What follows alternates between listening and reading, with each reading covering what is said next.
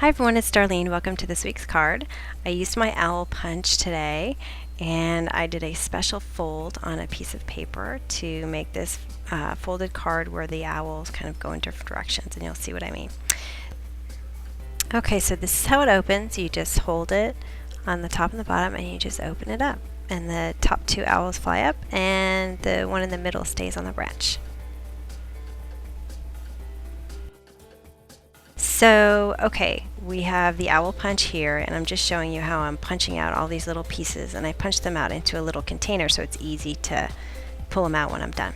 I'm going to show you how I put one of these together. I use a two-way glue pen. You can see I put some glue right there. Then I dip my little paper piercer in the glue so that it gets some glue on it, and then I use that to pick up the little piece.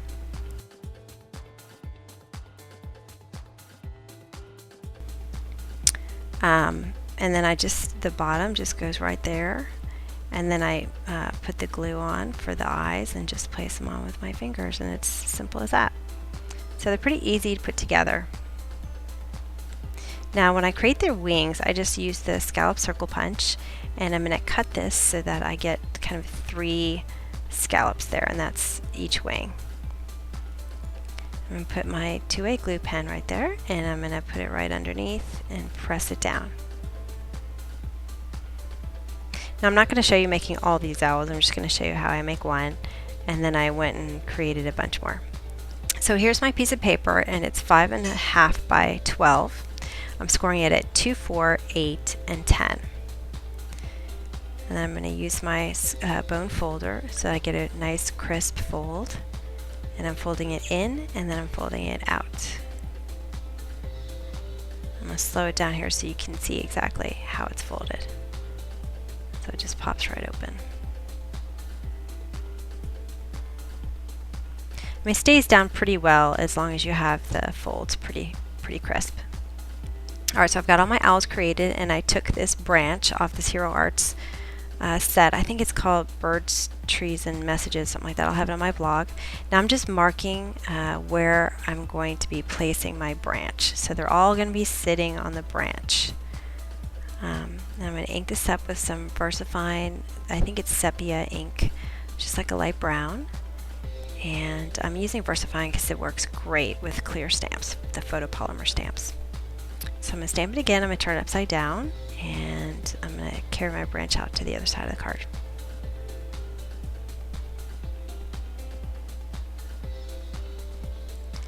Alright, this is just a scrap piece of Eclipse masking tape, and I punched out a cloud. And I'm going to slow this down a little bit so you can see what I'm doing here. I'm going to use this as a mask. So I'm just going to place it down, and then I'm using a sponge dauber, which is a fingertip applicator. And I'm going to dip it into my ink, and notice I put it on my mask first just to get some of the ink off because I don't want a lot of ink coming out of my paper. And then I'm going to lightly ink around the bottom edge of the cloud and downward. I'm going to pick it up and I'm going to place it, but kind of move it around a little bit so you don't get the same exact cloud shape every time. And I'm just going to keep doing that. Alright, now I'm just going to speed it up here because it takes a little bit of time. I like to take my time with it so that it looks the way I want it. And you can see I wasn't happy with this curve thing. I didn't like how the cloud looks so round there, so I ended up just inking the top a little bit darker to hide that.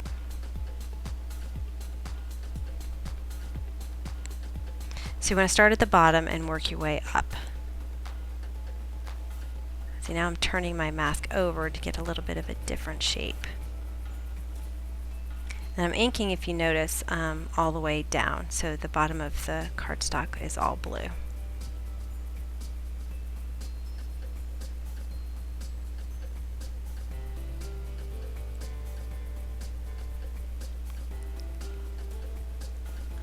I have a mask right there to protect the inside of the card. Now I'm just inking it up with a bunch of blue because I don't want it to look too white. I want it to look kind of cloudy.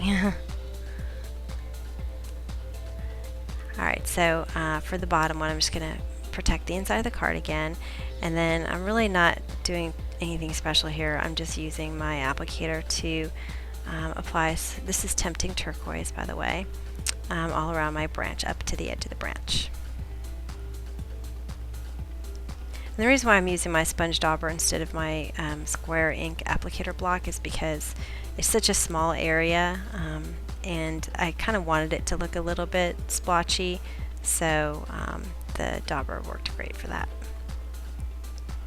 Okay, I'm going to color these leaves and the flowers with a blender pen, and I squeezed my ink pad so that I could get some ink on the lid there with the Stampin' Up! Pad. And my blender pen, I'm just picking up some ink and coloring in the leaves. And the more ink I apply, the darker it's going to be, so I can actually do an all over light color and then go back in with some more ink and create some shadow. I'm going to wipe it off on a scratch sheet of paper, and then I'm going to use Melon Mambo. And these flowers are so small, I'm just coloring them in. And I actually do this technique on scrapbook pages when I'm coloring in letters, because when you use a marker it comes out so dark. So this is a really good way to get a light version of a color of an ink pad. Alright, I've got a speech bubble here from this dynamic set by My Favorite Things. And this is just a happy birthday to you sentiment from this Up, Up, and Away Stampin' Up! Set. And I'm using my Stamp-O-Magic because I want to make sure that I get it all lined up perfectly.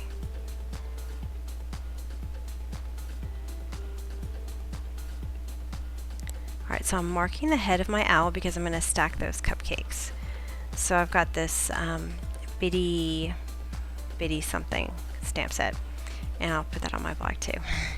And I'm using some Memento brown ink, and I'm going to use my Stamp-O-Magic so that I line it up just right. Even though it's a clear stamp, to be exact, you really need your Stamp-O-Magic. Anyway, so I'm going to stamp that all the way up.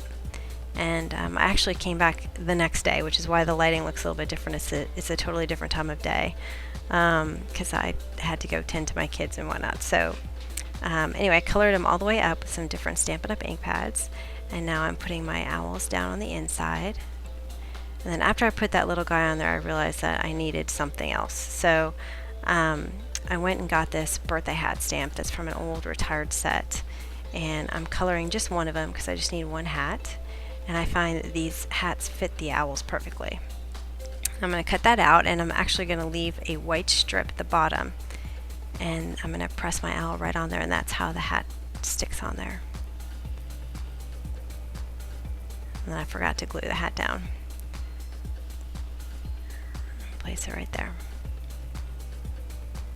And then I decided to add a little bit of grass so he wasn't floating. So it looks like he's standing on something.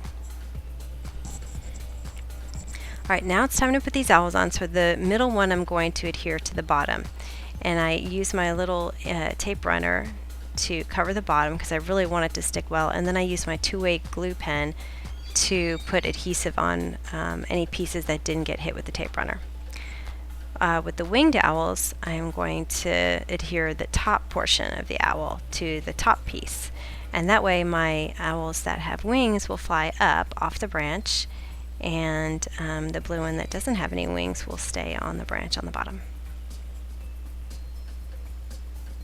I'm just going to fold that all again just to make sure it lays flat, and that's it. So you can see how I open it. The top one comes up. Cool, huh? Okay. Anyway, hope you enjoyed it, and I'll see you next week. Thanks for watching.